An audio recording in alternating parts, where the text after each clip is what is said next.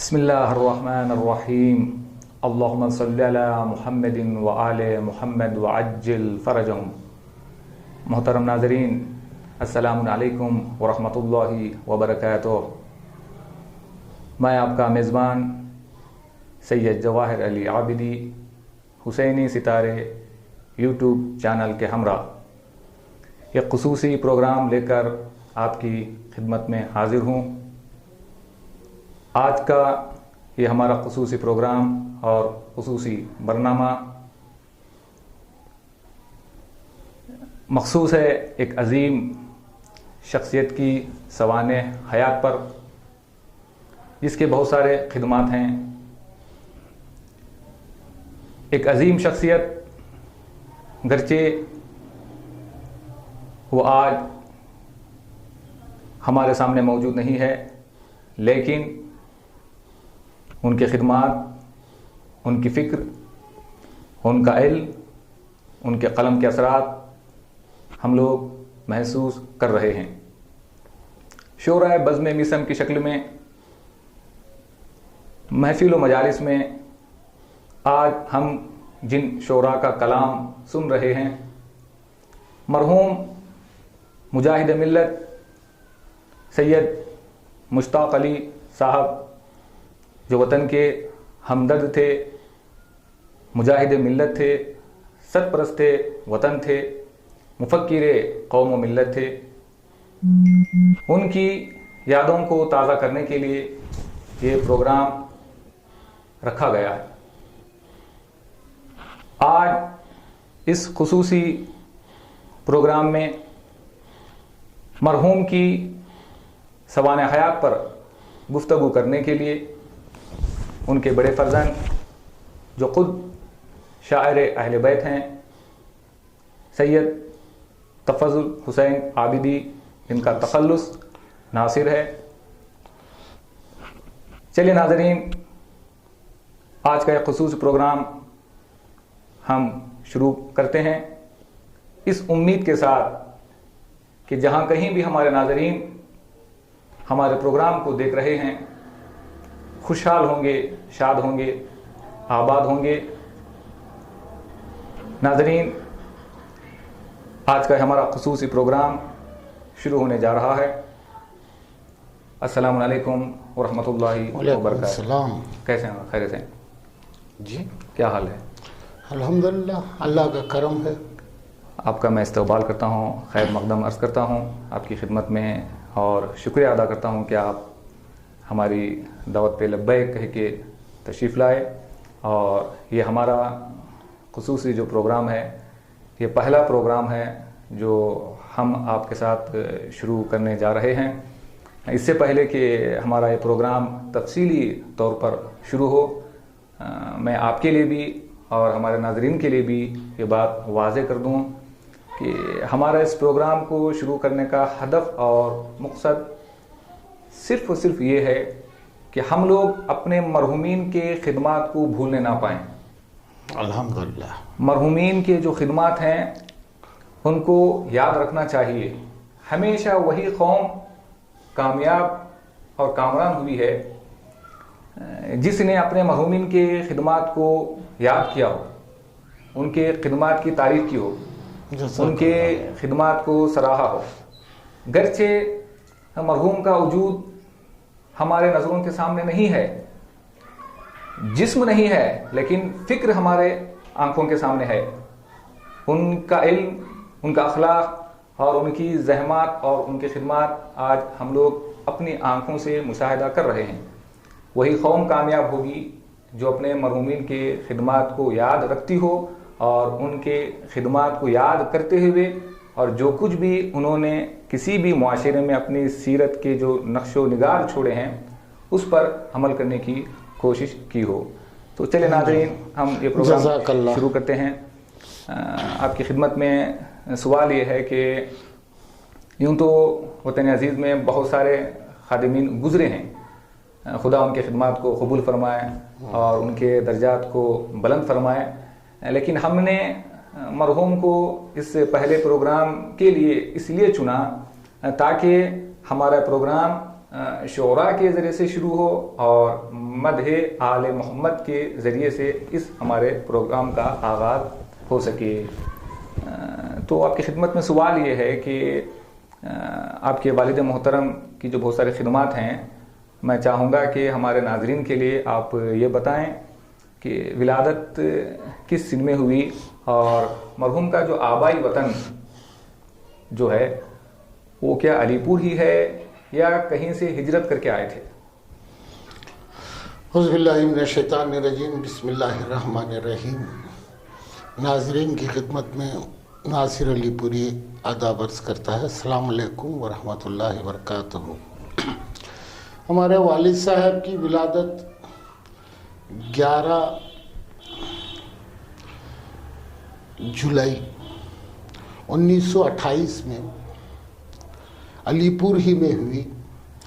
ان کے والد کا نام جو ہے سید موسی رضا تھا، اور وہ یعنی ہمارے پردادا دادا جو تھے سید موسی رضا، اور وہ محکمہ ریونیو میں شیخدار کے عہدے پر تھے. ہمارے والد کی ولادت اردو حساب سے جو ہے یہ یعنی ہجری شمسی ہجری حساب سے 1345 ہجری 17 ذی الحج 17 ذی الحج 1345 ہجری میں پیدا ہوئے، یعنی 18 ذی الحج کے ایک دن پہلے. یعنی مبارک گھڑی کے ایک دن پہلے احسن پیدا ہوئے.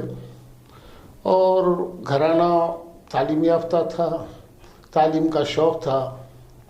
انہوں نے جو ہے تعلیم جو ہے یہاں پرائمری کی حد تک یہاں تعلیم کی کنڑی اسکول میں پڑھے، اور یہاں سے بنگلور کی گنیش اسکول تھی، اب وہ فی الحال وہ توڑ دی گئی ہے، وہاں پہ میٹرو اسٹیشن بنا ہے. اس میں انہوں نے جو ہے تعلیم حاصل کی. مسلم ہاسٹل میں رہے، اور وہاں سے جو ہے فورٹ ہائی اسکول بنگلور میں انہوں نے جو ہے 10ویں پاس کی. اس وقت میں 10ویں تک تعلیم حاصل کرنا جو ہے بہت بڑی بات تھی. یعنی اس کے لیے دور دراز کا سفر کرنا پڑتا تھا. یعنی اس دور کی جو ہے 10ویں جماعت کا پاس کرنا آج جو گریجویشن ہے. جی، انگریزی، کنڑی اور اردو میں اردو انہوں نے خود سے سیکھی اور مہارت حاصل کی. انگریزی، کنڑی اور اردو میں کافی مہارت رکھتے تھے، اور شاعری کے لحاظ سے اردو اور کنڑی میں دونوں زبانوں میں شعر کہا کرتے تھے. اور ان کی خدمات کم عمری میں پہلی بار انہوں نے جو ہے محکمہ تعلیم میں جو ہے بطور استاد وہ شامل ہوئے. بس آگے اب احسن جی، یہ رہا اب مرحوم کی جو ابتدائی تعلیم انہوں نے اس دور میں 10ویں جماعت کو پاس کرنے کے بعد ایک مدرس کی حیثیت سے بھی انہوں نے کام کیا ہے، ایک معلم کی حیثیت سے بھی مرحوم نے جو ہے خدمت کو انجام دی ہے. ہم اکثر یہ سنتے آئے ہیں اشعار وغیرہ میں، اور بزرگوں سے بھی ہم نے سنا ہے کہ بہت بڑے شاعر رہے ہیں، مفکر وطن رہے ہیں، جن کے اشعار بھی بہت سارے موجود ہیں. اکثر شعراء ان کے نام سے اشعار کو پڑھتے رہتے ہیں. تو میں چاہوں گا کہ آپ یہ بتائیں کہ شعر و شاعری کا سفر کہاں سے انہوں نے شروع کیا تھا، کیسے مثلا یہ باتیں ان کے ذہن میں آئی؟ کیا آبا و اجداد میں یہ سلسلہ تھا شعر و شاعری کا، یا آپ کے والد پہلے شاعر ہیں اپنے خاندان کے جس کے ذریعے سے انہوں نے جو اس شعر و شاعری کے میدان میں کام کیا ہو؟ سفر تھوڑا سا آپ بتائیں. اجداد میں کوئی شاعر نہیں تھا جی، چونکہ بنگلور میں ادبی ماحول میں رہتے تھے تو انہوں نے وہاں سے شاعری شروع کی، اور فطرتاً جو ہے خدا داد صلاحیت تھی شعر کہنے کی. تو وہاں سے انہوں نے مشاعروں میں شرکت کی. بنگلور کے ادارہ ادب اسلامی اور عروج ادب اس میں انہوں نے خدمات کی. وہاں سے ایک صحافت کے میدان میں بھی رہے. ایک روزنامہ یا ماہنامہ کائنات جی کا جو माली मुश्किलात की वजह से 3 महीने चला, बस तीन जिल्दें उसकी ये हुई। माहनामा कायनात का उन्होंने इजरा किया, उसके एडिटर रहे। उस वक्त में उसकी कीमत जो है सिर्फ 4 आने थी, उस वक्त के पैसों के हिसाब से, आज के 25 पैसे, जी जी जी, 1 रुपये का चौथाई हिस्सा। तो उसमें उन्होंने जो है सहाफत में उन्होंने उसमें कदम रखा, उसके साथ शायरी भी करते थे। और उस वक्त में महकमा तालीम छोड़ के वो महकमा PWD यानी महकमा अकाउंट्स डिपार्टमेंट यानी स्टेट अकाउंट्स डिपार्टमेंट में जो है उन्होंने नौकरी हासिल की और उसी की खिदमत करते रहे। 1948 में जब इनकी उम्र सिर्फ 20 साल थी, अच्छा, उस वक्त में ऑल कर्नाटका शिया कॉन्फ्रेंस अलीपुर में उसका पहली कॉन्फ्रेंस थी, वो अलीपुर में उसका इनेकाद किया और कामयाब इनेकाद किया। और किसने इनेकाद किया था ये जो मीटिंग हुई कॉन्फ्रेंस, किसने और किसकी तरफ से? इन्होंने अपनी तरफ से की। जी जी। और माली आनत के लिए उनके साले जनाब मरहूम मुनव्वर हुसैन साहब जी, जो उन्होंने माली आनत की और बेहतरीन जो है उस वक्त में बेहतरीन जो ये जो है कॉन्फ्रेंस हुई, यानी सारे कर्नाटक के उलमा जी और जो है जो मुफक्किर हजरात थे वो शरीक रहे। यानी जवानी ही की उम्र से उनके अंदर ये शऊर था कि कौम की खिदमत किया जाए, इनकलाबी फिक्र रखने वाले, एक ऊंची सतह पर सोचने वाले, कौम के हमदर्द थे, कौम का दर्द रखते थे, ऊंची सतह पर उनकी सोच थी। जी हसन।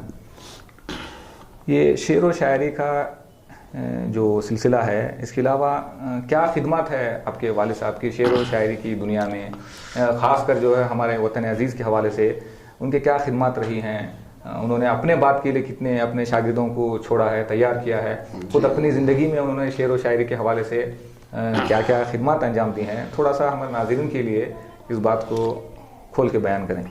उन्होंने अदब के सिलसिले में यानी शेर व शायरी में उन्होंने कोई सिन्फ नहीं छोड़ी, यानी रुबाइयात, दोहे, पहेलियाँ, गज़लें, नोहे, सलाम, यहाँ तक के उनके मरसिए भी हैं। हसन जी।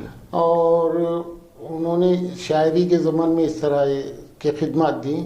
आगे चलकर 1983 में मरहूम साबिर आबिदी जो एक वतन अजीज़ के बहुत अच्छे शायर थे, उनके साथ मिलकर एक बज़्म की बुनियाद डाली 1983 में। तो हकीर भी उस बज़्म का नायब सदर हुआ।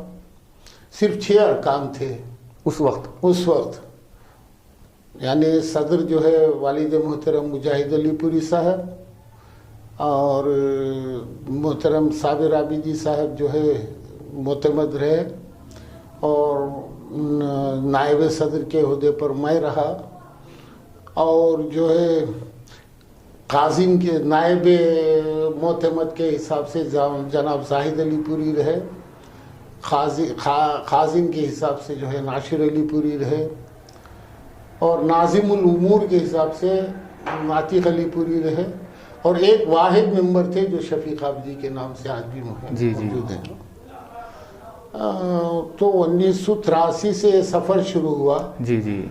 तो आज बज़्म मीसम की 40 साल का अरसा होने को है। जी, बज़्म मीसम की ऑफिस जो थी हमारे घर का दालान था, उसी में जो है इस्लाह होती थी, वहीं पर जो है उसी में शोरा की बैठक होती थी, हल करना, जी करना, ये होता था।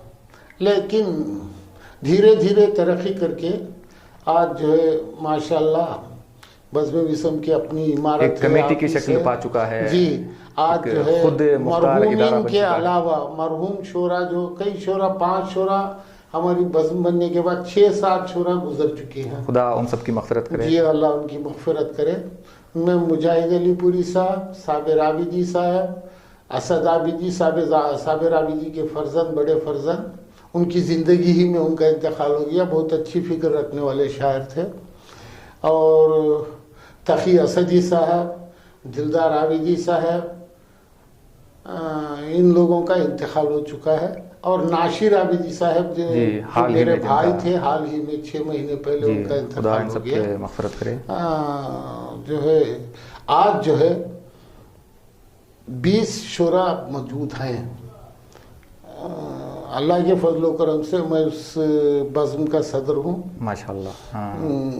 اور ناطق علی پوری صاحب معتمد ہیں، نائب صدر عزیز غضنفری صاحب ہیں. جہاں تک میرا خیال ہے یہ جو بزم میسم جو کمیٹی ہے شاید پورے ہمارے کرناٹک میں شاید پہلی ایسی شیعہ بزم ہو، شاید ہو سکتا ہے. جی ہو سکتا ہے. نہیں، اس سے پہلے شاعرستان نامی ایک تنظیم جو ہے، ایک بزم جو ہے بنگلور میں قائم ہوئی تھی، جس کے معتمد تھے ہمارے صابر عابدی صاحب معتمد تھے.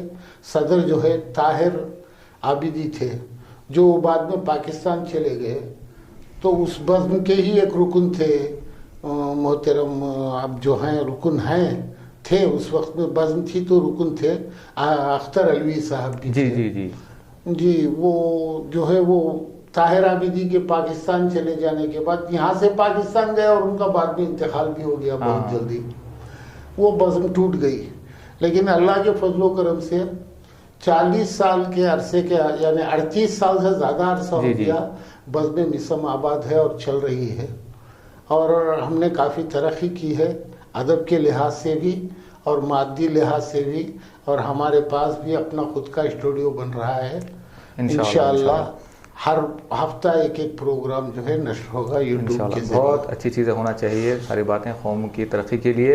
اشعار کا بڑا رول رہا ہے. جی اسی اشعار کی بنیاد پر علامہ اقبال نے قوموں کو اٹھایا ہے، قوموں کو جگایا ہے، قوموں کو بیدار کیا ہے. اشعار کا بڑا ایک رول رہا ہے قوموں کی ترقی میں.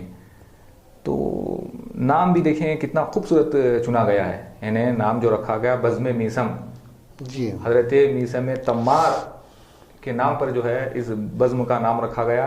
بڑا خوبصورت اور پیارا اور حسین نام ہے. جنہوں نے بھی اس نام کو چنا ہے بڑے گہرائی کے ساتھ اس نام کو چنا ہے. میں آپ سے ایک سوال یہ کرنا اس نام کے تجویز کرنے والے جو ہیں صابر عابدی صاحب، ماشاء اللہ ماشاء اللہ، انہوں نے اسی سر جوڑ کے بیٹھے ہوئے تھے کہ ہم لوگ کے بزم انیس رکھیں، بزم دبیر رکھیں، کیا رکھیں. تو انہوں نے خدا نے ان کے ذہن میں ایک بات ڈال دی، ہدایت ڈال دی، مولا کا کرم ہو گیا. بڑا خوبصورت نام ہے.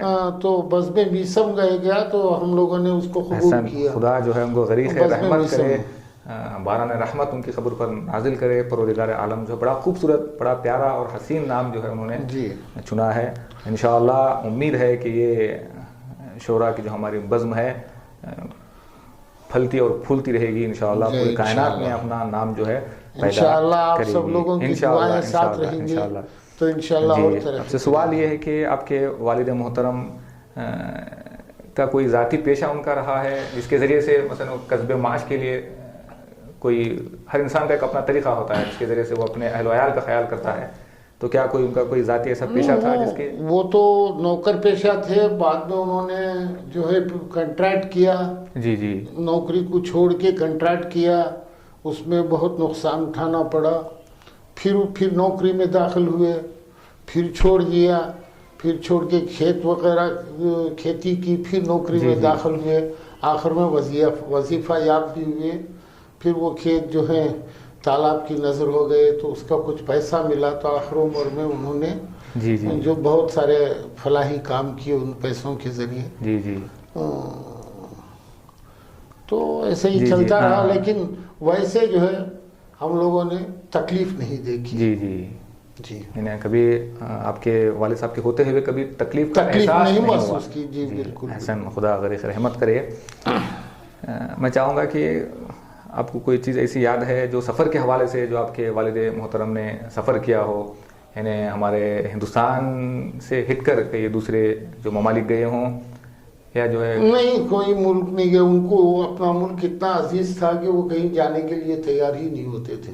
پاسپورٹ بنایا بھی زیارت کو جانے کے لیے، لیکن وقت زیادہ گزر چکا تھا، وہ علیل ہو گئے، خدا کی مرضی، اور وہ جانے کے لیے وہ تیار نہیں ہوئے کہ اطراف تو سفر کیا ہوگا ہندوستان، جی ہندوستان کے کئی شہروں میں سفر کیا ہے، کسی نہ کسی بہانے سے گئے ہوں گے، بھی سفر کیا، جے پور سفر کیا، کئی جگہ پہ انہوں نے اشعار پڑھنے کے لیے جاتے تھے، جی اشعار پڑھنے کے لیے آل انڈیا مشاعرے بھی پڑھے انہوں نے، جی حیدرآباد میں اور بنگلور میں کئی انجمنوں سے منسلک رہے، اور ادبی انجمنوں سے، اور کئی مراحل طے کیے انہوں نے۔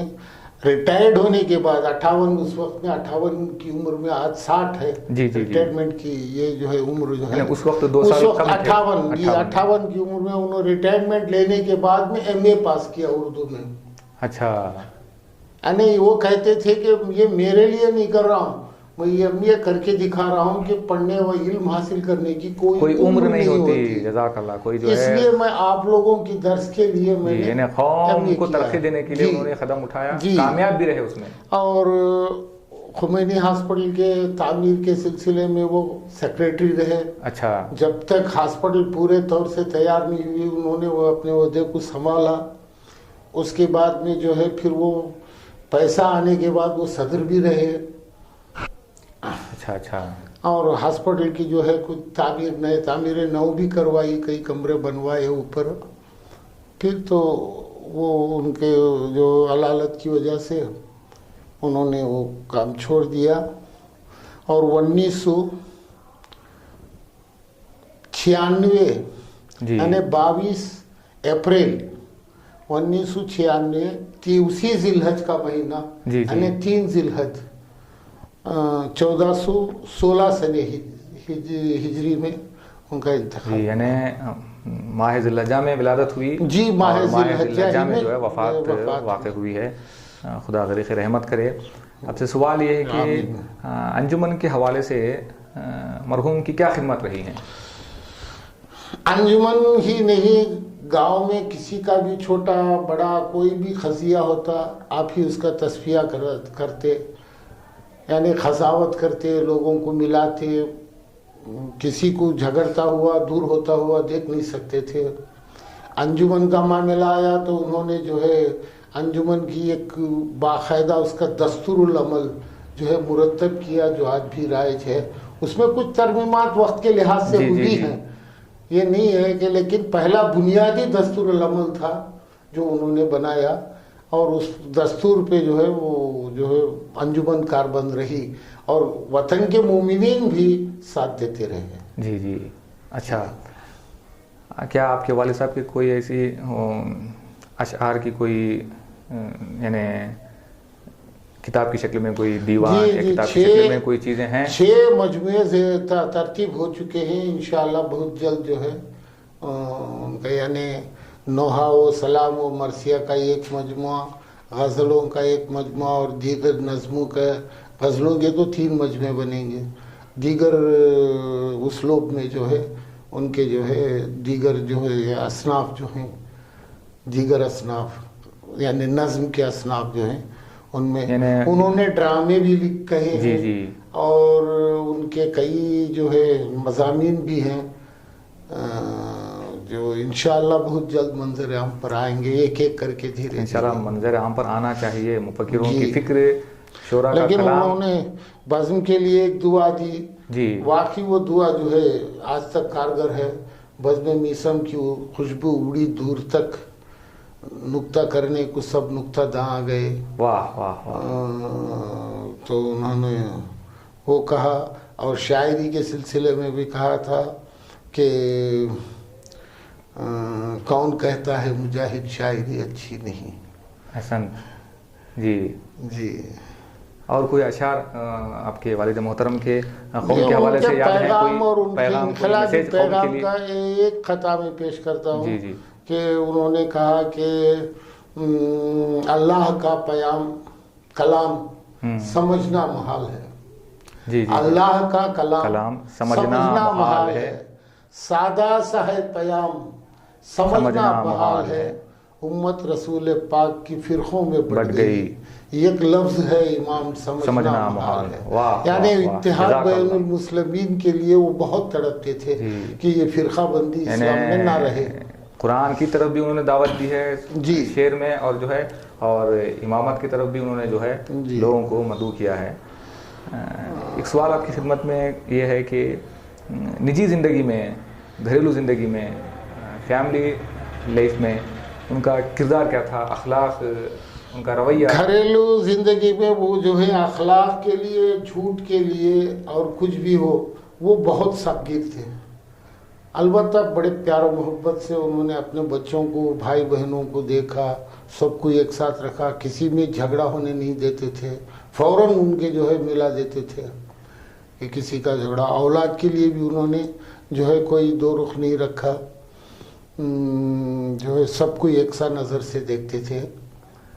اور جو ہے وہ انصاف پسند تھے، جھوٹ کو برداشت نہیں کرتے تھے. جی احسن. جھوٹ کوئی کہتا، بچپنے میں جھوٹ کہتا تو وہ بہت سخت گیر تھے اور بے خوف اور بے نڈر تھے.